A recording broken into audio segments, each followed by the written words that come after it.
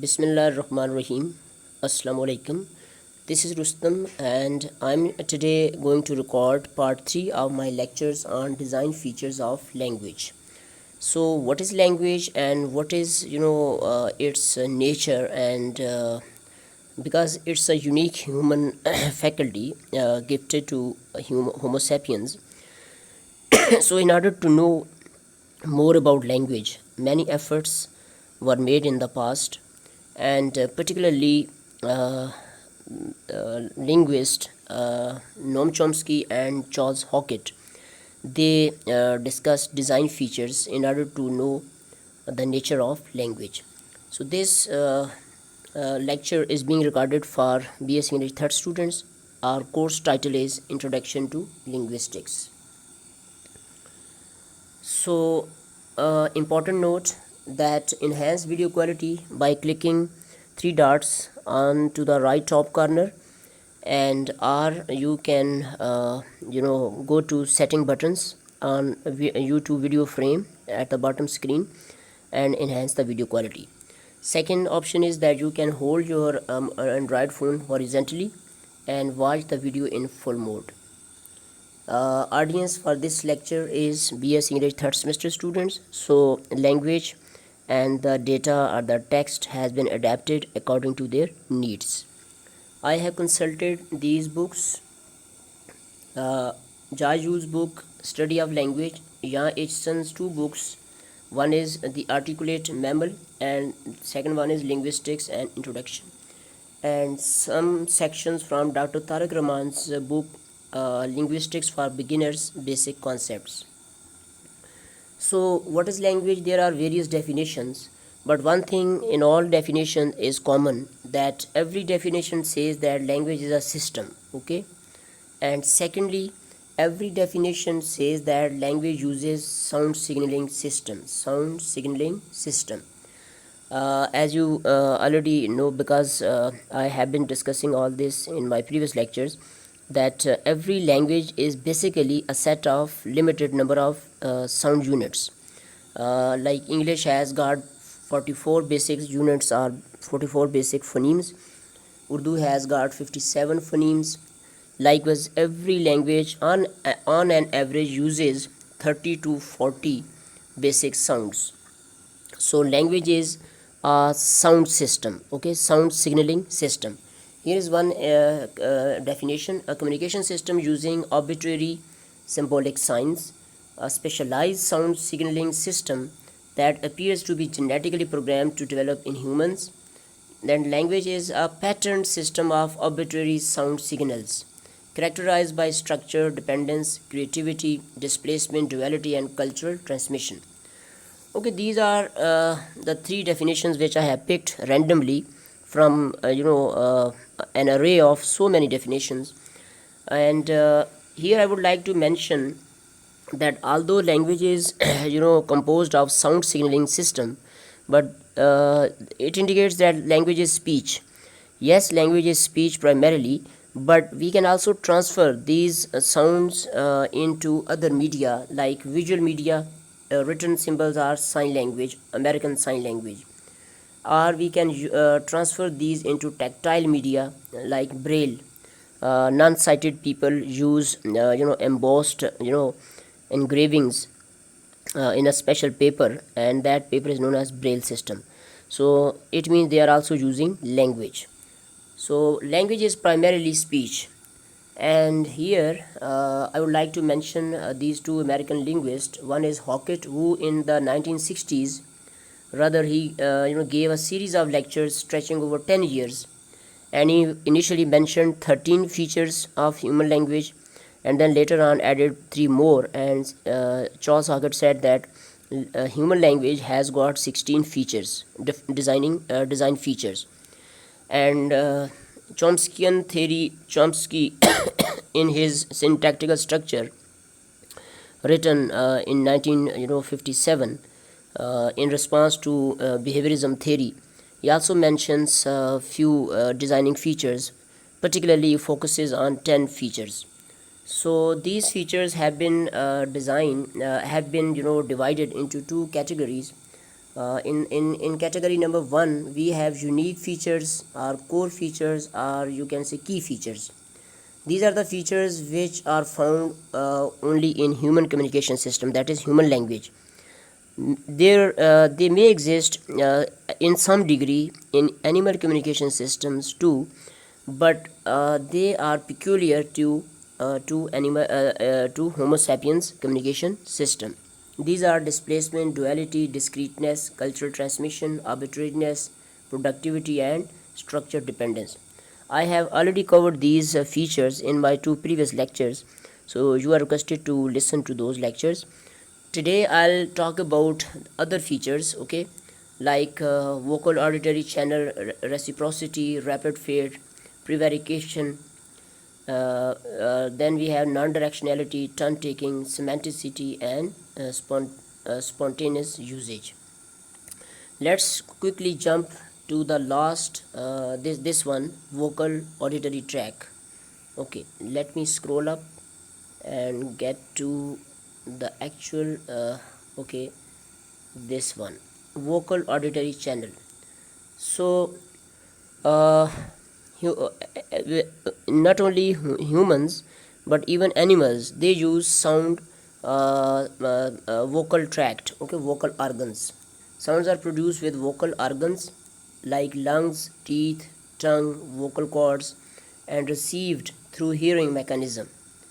So this is particularly with human language, that although these organs have some primary function, like lungs are used for breathing, teeth they are used to chew down the food, and tongue also is used to articulate these food items. Then vocal cords can cut off the passage to lungs when we are doing some heavy work, etc.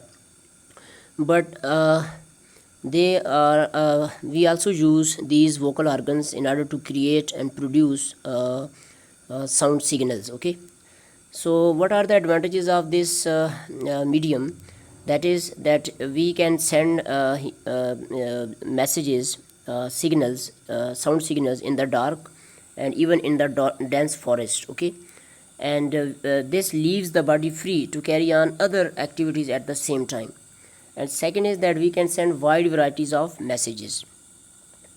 So this is very important. Second is turn taking. So we take turns to speak, okay. We do not talk while others people are talking. So it's quite clear, it's a social feature of language that when we are using linguistic signals, okay. So what do? We speak and we wait, the other person waits for his or her turn, and when some other person is speaking, we wait for our turn to speak. Then spontaneous usage. So we never use speech under duress, okay. There's no compulsion upon us to use speech. So we initiate speech freely. But in animal communication system, let's say a dog will stand on its hind legs only when food is hung over his head, okay. So it means that spontaneous usage in human communication system is very important feature, design feature of language. So we just use it freely. Second, we have semanticity.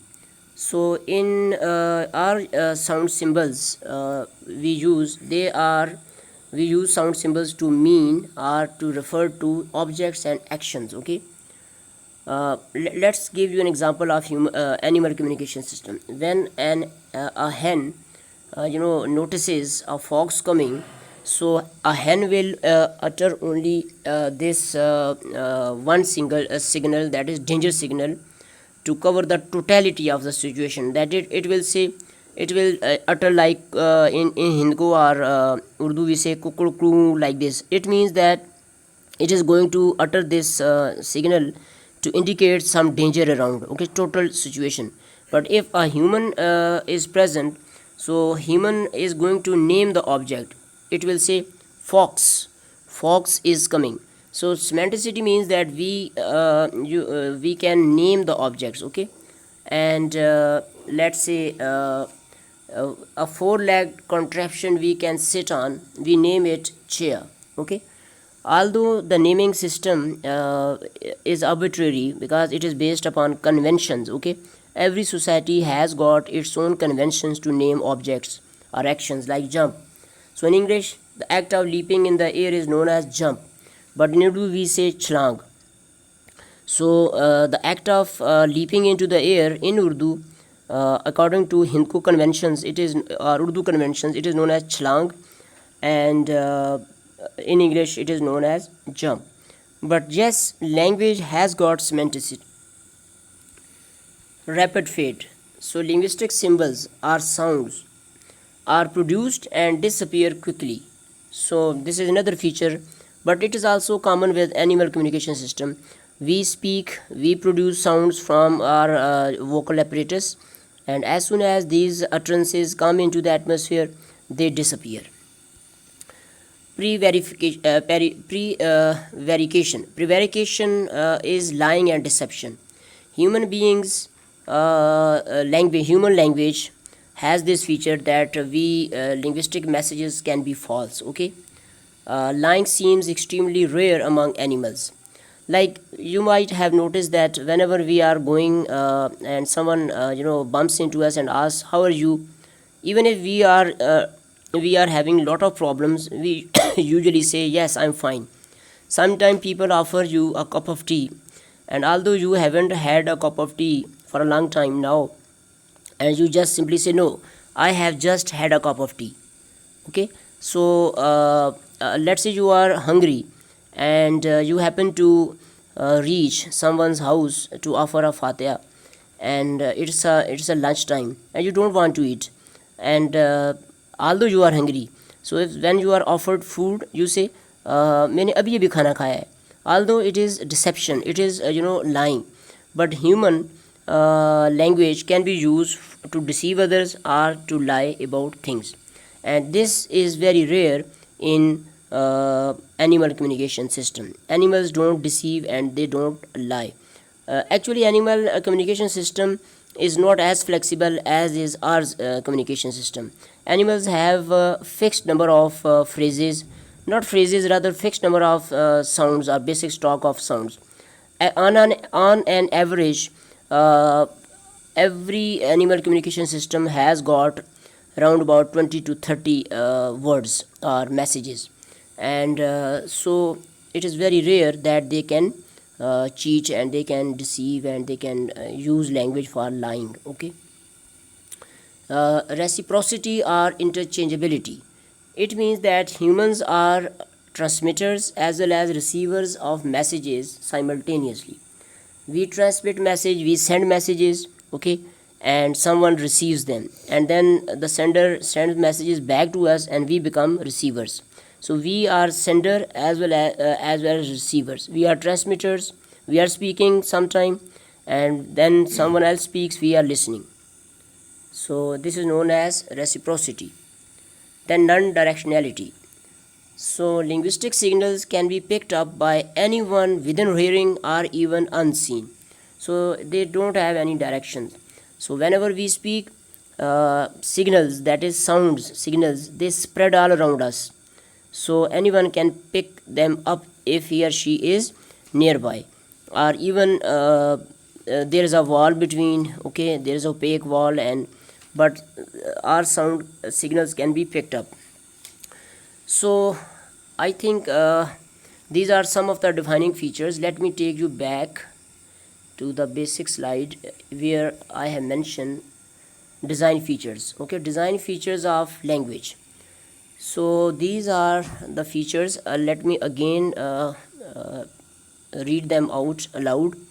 That displacement, duality, discreteness, cultural transmission, arbitrariness, productivity, structure dependence. So these are very important or unique features. Then we have vocal, auditory, channel, reciprocity, rapid fade, preverification, okay, prevarication and non-directionality, turn taking, semanticity, and spontaneous usage. So basically language is a sound system. Okay, So in the next lecture, inshallah, I'll talk about elements of language. As I said, that basically language is sounds, okay, sound systems, sounds, and these sounds, okay, are they are discrete sound, like 44 sounds in English. They are discrete sounds. When these sounds are pattern, we have sound patterns which are called words, okay. So next is word. Word means a sound pattern, and when these words are joined into sentences, we have word patterns, okay. A word is a sound pattern, but a sentence is word pattern, okay. Words are patterned in a proper way using structure dependency, and also, certain other syntactical patterns, and then we get a complete unit known as sentence. And these sentences mean, okay, even words mean something. So meaning, local meaning or conceptual meaning, the meaning in our heads, in our brains, ideas are conveyed through signs, okay. uh, so in the next video lecture, I'll talk about sounds, okay, are elements of language, elements of language. So what were we have discussed so far? Design features of language. So next we will discuss elements of language, okay, that phonology and phonetics, morphology and lexicology, syntax, semantics and pragmatics. And after this, because words are, sentences, they are also used to convey thoughts, because language also has got function. So then we will also discuss schools of linguistics, okay. In the past there was historical linguistics, in which philosophical linguistics, in which people, particularly Plato, Aristotle, they discussed meaning in philosophy. Then we will discuss historical linguistics.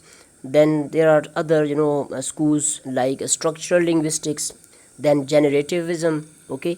So these schools will be discussed, because language was an interesting field of study, not only in antiquity but even today. But focus has been shifting. Some people considered it as a structure, so they just studied its internal structure, and some people thought that language also has a dominant role to play in society. So another school, came, and it discussed this, particular aspect of language. So language is really an important area of our culture, and it is an interesting faculty given and gifted to Homo sapiens, and we do wonders with the help of language. Thank you very much, and stay tuned for the next lecture, which will be a very brief lecture about elements of language. And then we'll switch over to functions of language, and then we'll talk about schools of linguistics. And particularly, I'll focus on structural school of linguistics, which dates back to Ferdinand de Saussure, the Swiss linguist, who in 1917, I think, gave series of lectures on the study of language, and his pupils compiled his work in in a book form known as Course in Linguistics. Thank you very much.